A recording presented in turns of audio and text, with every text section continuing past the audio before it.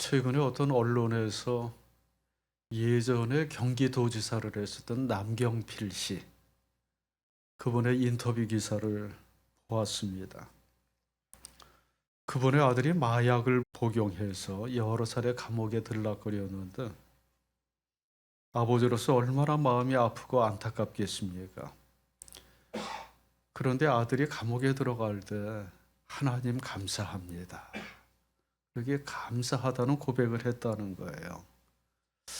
아들이 마약을 끊지 못하고 계속 복용하는 것을 보고 자진 신고한 사람도 아버지였고요. 내 아들이 마약을 합니다, 끊지를 못했습니다.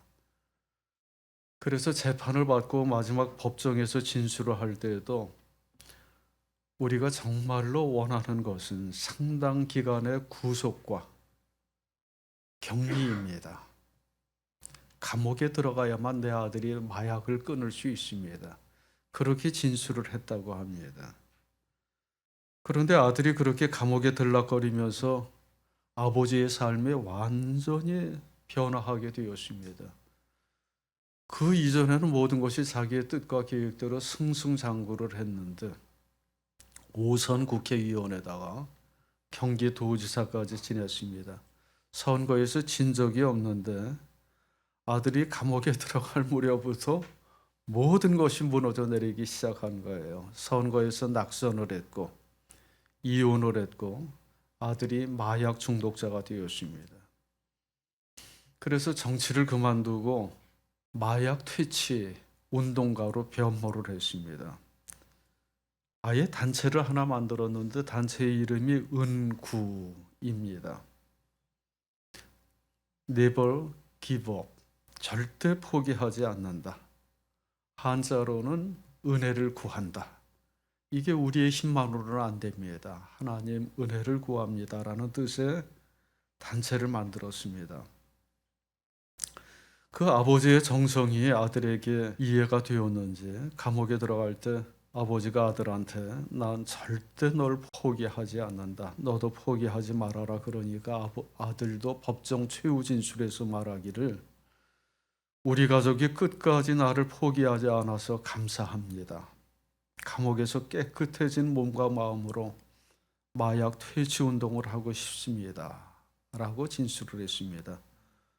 이후로 아버지도 변하고 아들도 마약을 끊고 하나님을 만나고 신앙심이 아주 깊어졌다고 합니다. 이런 고백을 하면서 남경필 지사가 3가지 주요 요인이 자기의 삶을 그렇게 변화시키고 회복시켰다라고 얘기를 합니다.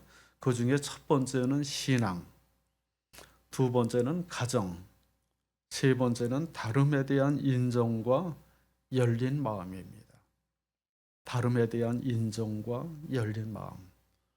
우리가 참 저 말은 쉽게 하는데 오늘 설교의 주제이기도 한데 말은 쉽게 하면서 정작 우리의 삶 속에서 저것을 실천에 옮기는 것은 너무나 어렵습니다. 나랑 다른 것을 용납하지를 못합니다. 그래서 그것이 다툼과 분열을 일으키고 상처를 주고 사랑관계를 파괴하는 경우들이 얼마나 많은지 모릅니다. 교회 안에서도 싸움이 많이 벌어지죠. 우리 주변의 도처에서 많이 목격을 합니다. 아마 2000년 교회 역사 속에서 가장 심한 대립과 분열을 일으킨 교회를 꼽으라. 그러면 아마 고린도 교회를 꼽을 수 있지 않을까 여겨집니다. 물론 그보다 훨씬 더 심각하게 다투는 교회들도 많지만 고린도 교회는 정말로 내부 사정을 들여다보면 다툼의 요인이 너무 많은 교회였습니다. 아주 극심한 분열을 겪었는데 조금 과장을 하면 사사건건 대립과 충돌을 일으켰습니다. 하나도 같은 것이 없는 거예요. 지도자 때문에 갈라졌죠. 바울파, 아볼로파, 케바파, 그리스도파. 오늘 본문에 나오는 것처럼 유대인, 헬라인, 인종적인 격차도 있었고요. 종과 자유인, 신분과 계급의 격차도 있었습니다. 우상 제물을 먹어도 된다, 안 된다. 여자는 예배 시간에 머리에 수건을 써야 된다, 괜찮다. 뭐 그런 교리 논쟁이 수도 없이 벌어졌습니다. 방탕한 생활을 하는 사람도 있고 철저한 금욕주의자도 있고요. 그런 다툼과 충돌을 교회 안에서 해결하지 못해서 사회법정까지 끌고 가서 법정 분쟁을 일으키기도 했습니다. 심지어는 하나님으로부터 받은 선물인 은사를 놓고서도 다툼을 벌였습니다. 내가 받은 은사가 최고야. 당신의 은사도 중요하지만 그거보다는 내가 가진 것이 훨씬 더 나은 거야. 이렇게 서로의 은사를 놓고 사랑하고 내세우고 다툼을 일으키기도 했습니다. 아주 심각하죠. 그 문제를 해결하기 위해서 사도 바울이 고린도 교회에 편지를 보낸 건데, 사실 조금 엄밀히 따지자면 그런 문제는 어느 집단에나 다 자리 잡고 있는 겁니다. 어떻게 똑같은 사람들만 모이겠습니까? 아마 가장 똑같은 집단, 그러면 가정을 들 수 있는데, 왜냐하면 같이 피를 나누는 형제, 자매들이니까. 그렇게 비슷하게 구성된 한 가정 내에서도 얼마나 다툼이 심합니까? 어느 집단에서나 찾아볼 수 있는 문제인데, 문제는 사람이 다른 것이 아니라 그 다른 것을 어떻게 지혜롭게 처리해 나가는가 하는 것이 문제입니다. 요즘 우리 사회에서 아주 극심한 진통을 겪고 있잖아요. 딱 두 쪽으로 갈라져서 한쪽에는 탄핵 찬성파, 한쪽에는 반대파가 있습니다. 똑같이 광화문에 쏟아져 나와서 시위를 벌입니다. 카톡방을 보면 광화문에 가자, 이 말은 다 똑같이 합니다. 조금 더 들여다보면 한쪽에서는 탄핵 찬성파가 광화문을 가자고 그러고, 또 한쪽에서는 반대파가 광화문으로 가자고 얘기를 합니다. 그런 분위기를 통제하지 않고 그냥 내버려 둔다면 뭐 거의 틀림없이 내전이라도 벌어질 만한 분위기입니다. 이럴 때일수록 지도자의 역할이 정말로 중요하죠. 지도자의 말 한마디에 의해서 그것이 진정되느냐 아니면 폭동으로 번져나가느냐가 좌우됩니다. 지도자는 어떻게 해서든지 국민을 통합할 수 있도록 국론을 이끌어 가야만 합니다. 그런데 우리 주변에서 보면 그런 지도자는 많지 않습니다. 그런 분열과 갈등을 이용해서 자기의 정치적 입지 수단으로 삼으려고 하죠. 어리석은 지도자들입니다. 어리석은 지도자들은 대립과 충돌을 즐겨하기도 하고 조장하기도 하고 일부러 만들어내기도 합니다. 사람을 갈라놓고 경쟁을 시키죠. 그리고 그 가운데에서 이득을 보려고 합니다. 이게 힘센 사람들이 약자를 다스리는 기술 중에 하나입니다.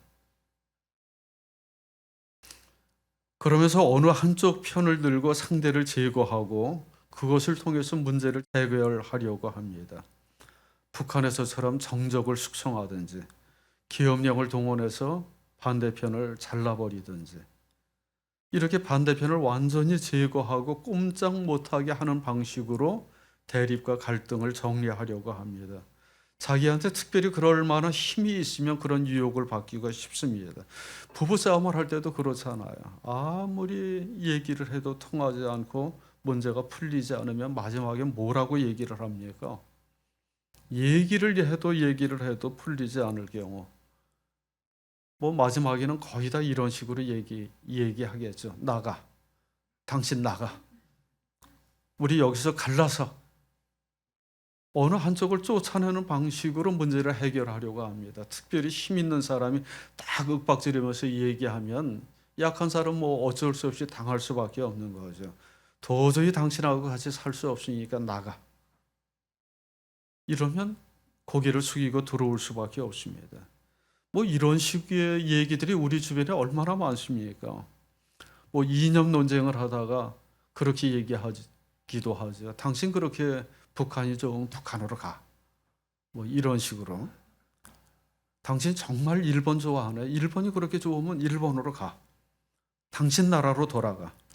트럼프가 대통령에 취임한 다음에 첫 번째 취한 정책이 불법 이민자 추방 정책입니다. 너희 나라로 돌아가. 왜 남의 나라 와서 이렇게 귀찮게 하고 피해를 줘? 세계 역사를 보면 이런 식으로 대립과 갈등의 문제를 해결하려고 했었던 예가 얼마나 많습니까? 나치 때는 뭐라고 얘기했습니까? 유대인들에게 너희들 나가. 너희들 나라로 돌아가. 뭐 이런 식의 얘기 너무 쉽게 내뱉지 않습니까? 일본에서는 조센징 나가. 왜 남의 나라에 들어와서 이렇게 힘들게 해? 자기들이 필요할 때는 내선 일체, 우리는 한 몸이다 그렇게 내세우면서 사람들을 꼬여서 일을 시키다가 전쟁이 끝난 다음에는 국민으로 인정하지도 않습니다.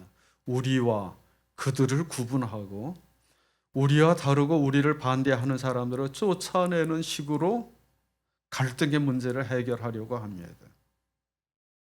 이게 참 우리 모두가 너무나 쉽게 받을 수 있는 유혹이고요. 나한테 특별히 그런 힘이 있으면 상대방을 힘으로 제압하면서 쫓아내고 제거하는 방식으로 문제를 풀려고 하고, 그런 식으로 해서 다른 사람들을 제거하고 비슷한 사람들끼리 유유상종으로 모이면 문제가 풀리고 일이 잘 될 것처럼 착각을 합니다. 그런데 절대 역사를 보면 그렇지를 않습니다. 물론 좀 보기 싫은 사람, 나와 다른 사람, 불편하게 하는 사람, 발목 잡는 사람 쫓아내면 당장은 편하죠. 당장은 편하지만 시간이 지나면 또다시 다른 사람들이 생겨난다는 거예요. 우리 한국 교회의 짧은 선교 역사 속에서도 교단 분열이 어떻게 전개되었는가를 살펴보면 너무나 쉽게 이해가 됩니다. 갈라지고 또 갈라지고, 갈라질 때 이유는 다르다는 것이었습니다. 너희는 우리랑 달라. 여기서 갈라지자. 그래서 교단이 분열되었습니다. 그런데 분열된 교단 안에서 시간 지나다 보니까 또 다른 게 있어. 도저히 같이 못하겠네. 우리 갈라서자. 그래서 분열을 거듭하지만 문제가 전혀 해결되지를 않습니다. 어느 집단에서나 다 그렇습니다. 그래서 다른 것을 배척하고 같은 사람들끼리만 유유상종 모이는 방식으로는 어떤 대립과 갈등도 해결해 나갈 수가 없습니다. 그건 근본적인 해결 방식이 아닙니다. 아마 고린도 교회도 그런 식으로 문제를 해결했다면 결코 문제가 해결되지 않았을 겁니다.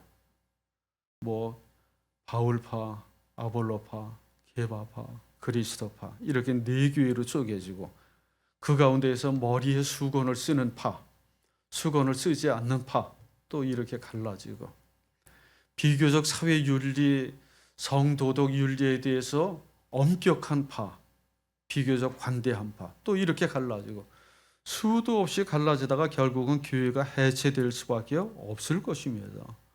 의견 대립이 없을 수 없잖아요. 대립이 생길 때마다 해결하지 못하니까 우리가 갈라서자 그러면 어디 그 집단에서 남아날 사람이 있겠습니까? 자기와 다른 사람은 쫓아내고 그런 식으로 문제를 처리한다면 남아날 사람이 없을 텐데 사도 바울은 절대로 그런 식으로 문제를 해결하지 않았습니다. 문제를 들여다보면서 나랑 생각을 달리하는 사람들, 적대하는 사람들, 그런 사람들을 비난하고 정죄하고 비방하지 않고 뭐 어느 한쪽 편만 들면서 저 반대편만 없어도 우리 교회가 소용할 텐데, 문제가 해결된 텐데, 이런 식으로 단순하게 생각하지를 않았습니다. 오늘 본문에 보면 사도 바울의 교회관을 들여다볼 수 있는데 교회가 어떤 곳인지 아주 실감나게 설명을 하는데 12절의 말씀을 보면 이렇게 말씀합니다. 몸은 하나이지만 많은 지체가 있고 몸의 지체는 많지만 그들이 모두 한 몸이듯이 그리스도도 그러하십니다. 교회는 매우 다양한 사람들이 모인 곳이지만 한 몸이다 라고 규정을 합니다. 교회를 사람의 몸으로 비유를 합니다. 우리 모두 몸을 가지고 있지만 우리의 몸을 들여다보면 너무 신비하잖아요. 어떻게 이렇게 다양한 기관들이 모여서 한 몸을 이루고 몸을 움직여가는지 너무나 신기합니다. 우리 몸속에 뼈가 몇 개나 있을까요? 206개라고 합니다. 태어날 때는 그거보다 훨씬 숫자가 많은데 점점 성장하면서 뼈가 서로 융합을 해가지고 숫자가 결국 206개로 정착된다고 합니다. 두개골, 척추골, 흉골, 늑골, 뭐 수많은 뼈들이 그렇게 자리 잡고 있는데 제각기 따로 놀지를 않습니다. 근육이 639개가 있어서 뼈와 뼈를 연결하고 움직여 갑니다. 우리 인체에 수많은 장기들이 있습니다. 제각기 모양도 다르고 기능이 다릅니다. 그 중에 건강한 것도 있고 병든 것도 있고. 하지만 한 번도 그 안에서 분열을 겪어본 사람이 없습니다. 좀 정신 이상을 일으키거나 자학을 하거나 그런 사람들 외에는 아주 본능적으로 자기의 몸을 보호하고 몸이 하나 되도록 하기 위해서 도움을 주죠. 사람이 걷는 동작 하나만 보더라도 너무 신기합니다. 로봇을 만들 때 이렇게 지능을 사람 비슷하게 꾸며내는 것은 참 쉬운데 사람처럼 걸어보라 그러면 그렇게 첨단 과학기술을 동원해도 걸어가는 로봇을 만들기가 쉽지 않습니다. 산길을 걸어가는 로봇 정말 만들기 힘들거든요. 넘어지지 않고 한번 산길을 걸어가 보라. 그런 로봇 만들기가 정말로 힘듭니다. 그런데 그렇게 첨단 과학기술도 해결하지 못하는 문제를 우리는 너무나 쉽게 아무런 생각 없이 수행하고 있다는 거예요. 걷는 걸 어려워하는 사람은 거의 없습니다. 계단을 내려간다. 그러면 우리가 보기에는 그건 뭐 아무것도 아니잖아. 그러면서 막 이렇게 뛰어내려가지만 로봇한테 그 동작을 시키면 못하죠. 계단을 뛰어내려가기 위해서 우리에게 필요한 여러 가지 그 근육의 움직임 같은 걸 보면 아마 수백 가지도 넘을 거예요. 계단을 내려가니까 눈으로 쳐다봐야 되고 귀로는 어떤 소리가 들리는지 집중해야 되고 종아리나 발목에 힘을 주어서 하나씩 내려가는데 균형을 이루도록 위해서 중추신경이 또 신경을 써야 되고 온갖 것들이 하나가 되어서 작동을 할 때 계단 내려가는 동작이 완성됩니다. 오늘 본문의 18절 이하에서는 아주 쉽게 이렇게 설명을 합니다. 그런데 실은 하나님께서는 원하시는 대로 우리 몸에다가 각각 다른 여러 지체를 두셨습니다. 전체가 하나의 지체로 되어 있다고 하면 몸은 어디에 있습니까? 그런데 실은 지체는 여럿이지만 몸은 하나입니다. 그러므로 눈이 손에게 말하기를 너는 내게 쓸데가 없다 할 수가 없고 머리가 발에게 말하기를 너는 내게 쓸데가 없다 할 수 없습니다. 참 놀랍지요. 우리 인체 내 수많은 다양한 기관들이 충돌을 일으키고 막 의견 다툼도 벌이고 부부싸움 할 때처럼 뭐 좀 마음에 안 들고 그러면 너 나가 필요 없어 뭐 이렇게 얘기할 법도 한데 한 번도 우리 몸 안에서 그런 불만이 표현된 적이 없다는 거예요. 한 번도 너한테 너 그런 다리 어디에 쓰려고 그래? 그래서 너 필요 없어 잘라내 나가 뭐 이런 식으로 얘기한 적이 없다는 거예요.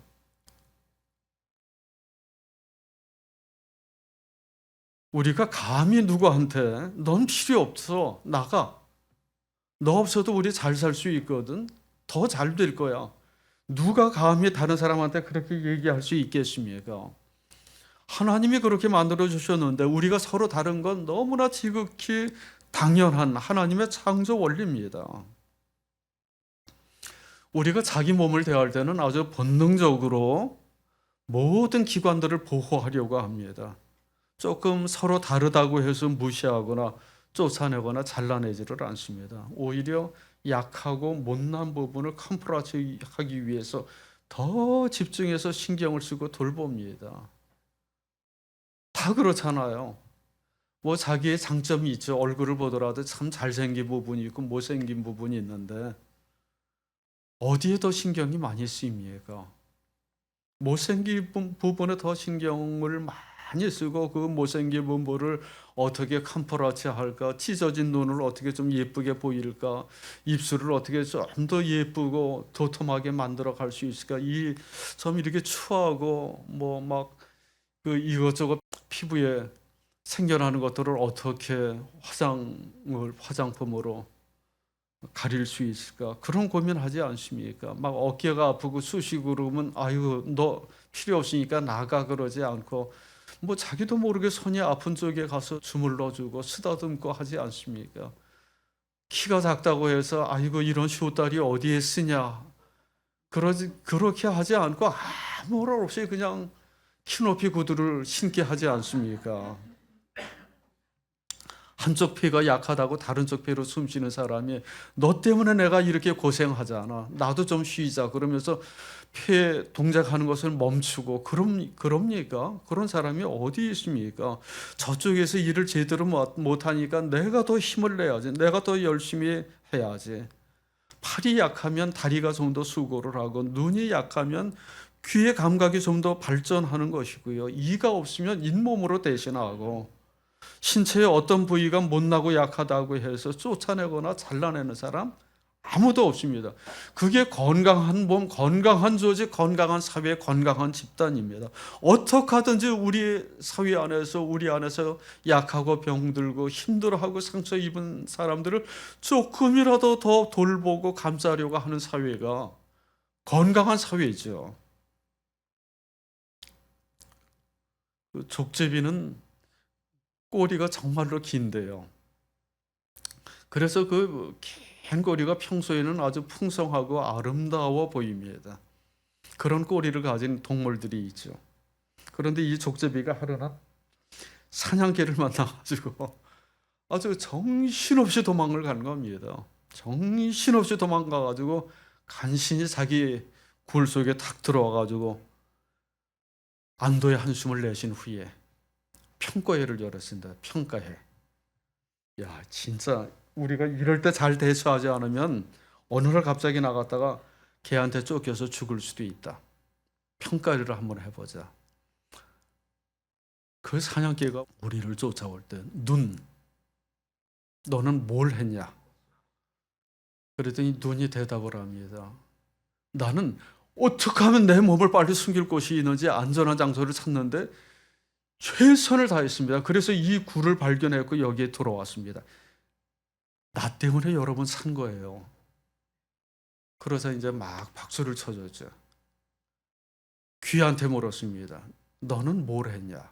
그랬더니 나도 뒤에서 쫓아오는 사냥개 소리를 들으면서 얼마나 가까이 왔는지 거리를 측정하고, 뭔가 위험한 소리가 또 주변에서 들리지 않은지 잔뜩 청각을 곤두세우고 도망쳤습니다. 아마 그때 내가 가만히 있었더라면 바로 뒤에서 이렇게 물 때도 여러분들 몰랐을 겁니다. 나 때문에 여러분 산 줄 아세요.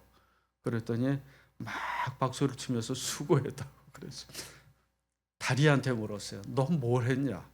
저요? 두말할 날려 없이 정말 있는 힘을 다해서 도망쳤으면, 내 다리가 이렇게 짧은 거 알잖아요. 개 다리는 얼마나 깁니까? 얼마나 뛰임을 잘 지는데 내 이 짧은 다리를 가지고 개의 추격을 피하기 위해서 최선을 다했습니다. 내 다리가 그때 한번 딱 걸려서 넘어지기라도 했으면 여러분 이 자리에 있을 수가 없습니다. 꼬리, 너는 뭘 했냐? 그랬더니 막 도망칠 때 꼬리 물리면 안 되잖아. 그래서 그 꼬리를 다리 사이에 집어넣고 물리지 않도록 하기 위해서 얼마나 애썼는 줄 압니까? 내가 그렇게 하지 않았으면 여러분 당장 붙잡혔을 겁니다. 그랬더니 사람들의 평가가 달라진 거예요. 야, 겨우 그 정도 했냐? 방금 전에 얘기 들었잖아. 다리가 얼마나 뜀뛰기 위해서 애쓰고 수고하는데 다리의 동작을 방해하기 위해서 다리 사이에다가 꼬리를 집어넣어? 너 필요 없어. 나가. 그래가지고 꼬리한테 나가라고 꼬리를 쫓아냈더니 굴 바깥으로 꼬리를 쓱 내밀었더니만 바깥에서 대기하고 있었던 사냥개한테 덥석 물려가지고 붙잡혀 갔다는 그런 우화가 있습니다. 재미난 이야기죠.